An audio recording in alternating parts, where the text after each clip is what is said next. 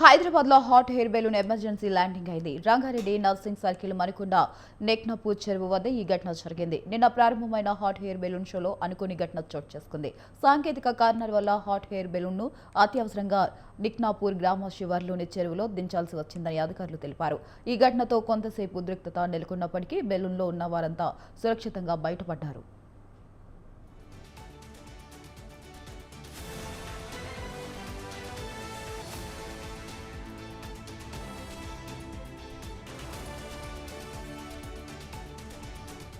హైదరాబాద్ లో hot air balloon emergency landing అయింది. Rangareddy nursing circle Marikonda నెక్నపూర్ చెరువు వద్ద ఈ ఘటన జరిగింది. నిన్న ప్రారంభమైన హాట్ ఎయిర్ బెలూన్ షోలో అనుకోని ఘటన చోటు చేసుకుంది.